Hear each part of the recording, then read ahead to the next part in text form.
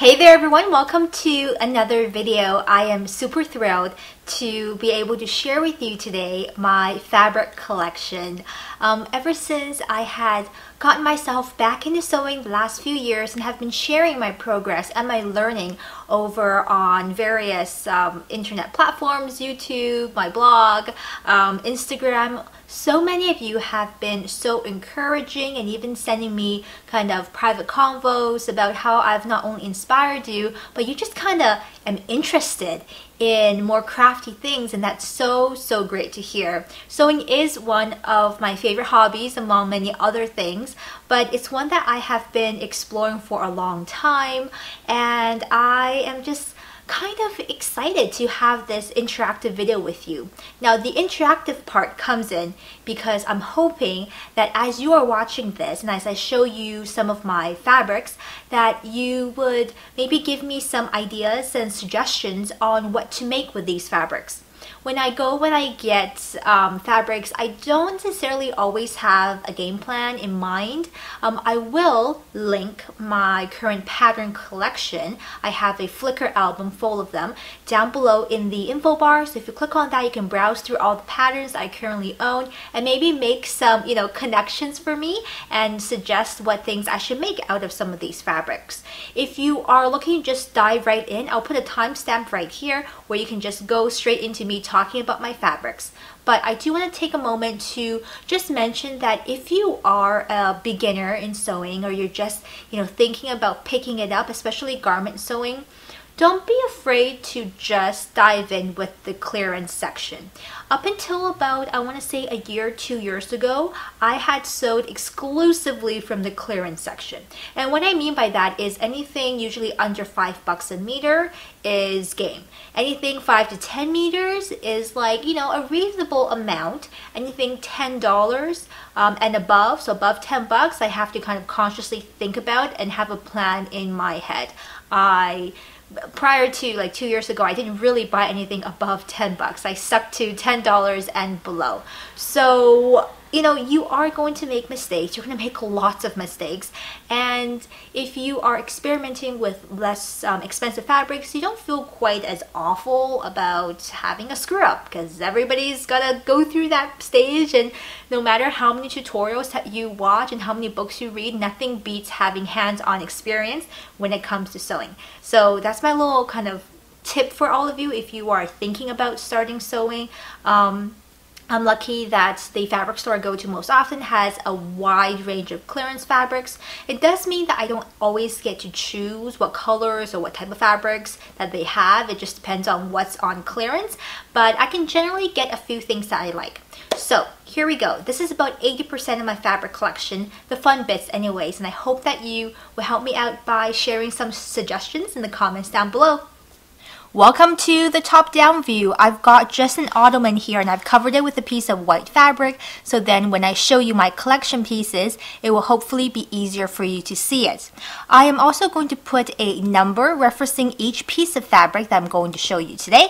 So if you want to comment or make a recommendation for something, you can just use that fabric reference number. Not doing this in any particular order, just kind of what comes up through my bin. So let's get started. This first piece here I've owned for quite a long time. I believe I bought it online actually when I first restarted getting back into sewing. It's very kind of Kathy Kitson, shabby chic. I love the colors here, but at the same time it is a quilting cotton, so it's not the softest of fabric to wear as a garment. It might get a little better after I wash it, but I haven't gotten any real plans for this piece yet. This here is a really lovely piece of, I want to call it kind of a crinkled crepe. It is about 80% opaque, so there is a little bit of see-throughness, but not too bad. I originally got this to make a camisole, but since there's quite a bit of this, I'm undecided about whether this should become a dress or not. It has great drape, really fluid, and just a lovely, lovely color. This here is one of my newest acquisitions. This is a spring floral printed peach skin fabric. Now, peach skin is a fabric type that's quite new to me. I love that it is so sturdy. It is not see-through. It comes in great colors as well. It doesn't wrinkle. It has a good body, but it's still quite lightweight. There's so many great properties to this. I've never worked with this yet, as this is my first piece, but I kind of just want a whole bunch of peach skin fabric now. It just seems like a really good one to work with. I believe it is a woven, which means it should be easy to press and just generally smooth through the sewing machine.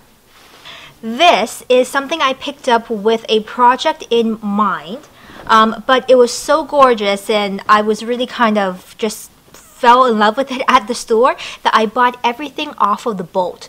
So this, hopefully you can see, is a wool blend, kind of a brush texture, and it has magenta polka dots on it. Like, guys, so cute. It isn't super heavyweight. I would say this is probably an autumn weight type of fabric. It will need to be lined, although I think the inside weave looks really cool as well. But this is the front, and I'm hoping to make maybe a long line vest or a duster cardigan, something that is you know, a bit cozy but is different than just a plain old neutral. Now, this is one of those fabrics that's hard to see on camera. It is a wool flannel in a navy color. It has a beautiful kind of a twill weave on the front side. It's so just cozy. It is slightly scratchy. It is wool after all. I will have to line it. I bought this at a really good price for about 10 bucks a meter. That often just essentially never happens at the fabric store. So I'm looking forward to making maybe like a simple mini skirt with this fabric, or even a pencil skirt. I think it'll be lovely. Now, once you start kind of buying and exploring different fabrics, novelty print is one of those things that you just start accumulating. So this is a lining fabric. It's polyester, and it's got ghost cats. Look at that. Cats with little eyes, and they're so cute. I think I bought this with the intention of using as a lining for that navy wool flannel to make a mini skirt. This one here is a printed polyester. I bought 3 meters of this because it was such a great price, and I just love the kind of a kitschy heart print. Not necessarily for Valentine's. I don't know if this is too much to use all over as a dress, but that was probably my intention because I bought 3 meters. Or otherwise, I might use it as a lining for a coat or a jacket. But so cute. This piece is actually one of my favorite fabrics, and not because it's got a cool print or it's cute or anything like that.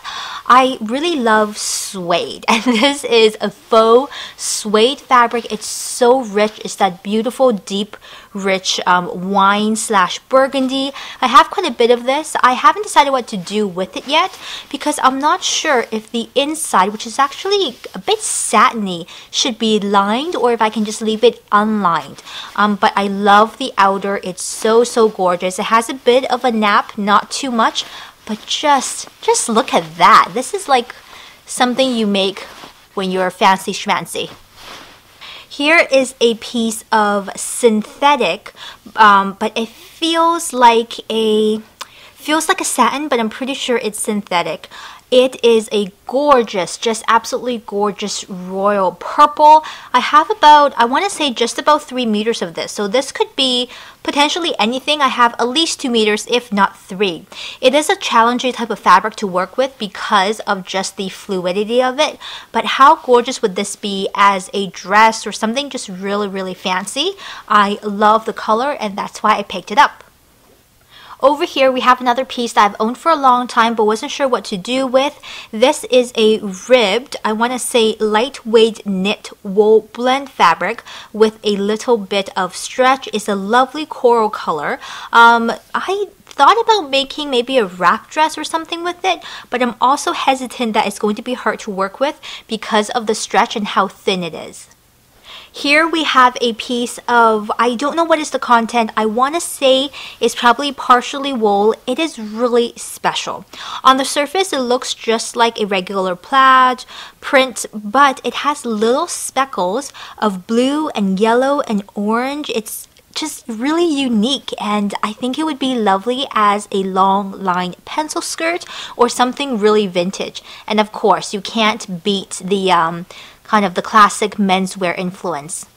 Back to more prints. This is a piece of viscose/rayon in a really kind of a whimsical print. I'm not sure what the print is supposed to be, but it's got a navy base with, I want to say, bright green, red, and kind of a faded taupe design thing happening here. It doesn't have any direction, so you could cut it any way that you would like. I want to say I have maybe 2.5 meters of this. It could become a dress, but I'm also thinking viscose wrinkles really easily, so I don't know if I want my dress to be wrinkly all the time. We'll see. Here we have a piece of a soft orchid stretch satin, which means it is made of mostly cotton. It has good body and weight to it, but it does have a lovely sheen on the top, and it has a bit of stretch, so it should be really comfortable to wear. I think this type of fabric will be great for a structured skirt or a dress. I'm thinking maybe something 40s and something vintage. Incredible neon bright stretch denim. Yeah, I am not sure what I was thinking when I bought this. Probably because I was attracted just to this incredibly vibrant color. It is ridiculous. The only way I really see myself wearing this is probably as a pencil skirt, something much more conservative and demure to offset the bright color, but come on, it is pretty gorgeous, isn't it? This here was an interesting choice, and I bought it essentially just because of the print and the colorway. How darn cute is this? Now, the fabric itself isn't that great in my opinion. It's a polyester. I want to say it might cling a little bit if I make it without a lining for a dress. It is a border print, so both ends of the fabric has this navy, and then you got the turquoise, and then the white is just so cute. What do you think? What should I make with this one? Meters and meters of red polyester. I cannot say no to a gorgeous red, hence why I have this. It's not going to be the most comfortable fabric to wear next to the skin, although it also may not be bad if I line it or something like that. It's got a good kind of flow and drape to it. Not a whole lot of body, but it doesn't seem to wrinkle a lot either. I've got about 3 meters of this, so I need to decide what to do with this one. Another one of my favorites in my collection, you guys, foxes. How cute. It is quite a large print and quite specific because of the foxes that's very clear on here. I'm not sure what to do with this yet. I thought about making a blouse, and I thought it might be too loud, and then maybe it will become a skirt, and then how often would I wear it? Is it too kitschy for work? I don't know. But super cute, staying in my collection. Need to decide what to do with this one. Who knew IKEA would be the place to get fabric in awesome prints for potential garment making?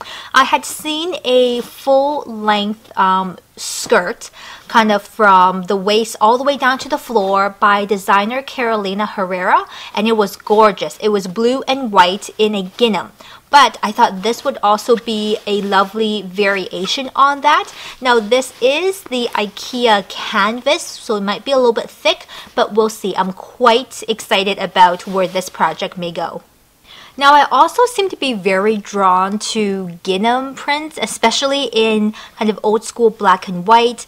Very, I don't know, just kind of cute, but not, I don't want it like a super fro-fro girly way, but maybe like a pleated skirt or maybe a dress. I'm not sure yet. Maybe a sundress. I just didn't want too many ruffles and nothing too sweet or too trendy, but I like the look of gingham. So I have this piece right here. Good, a really good hand and feels comfortable on the skin, but still being very, very sturdy here. One of my goals this year is to make a variety of basics such as pencil skirts. So I have this, which is a non-stretch denim print.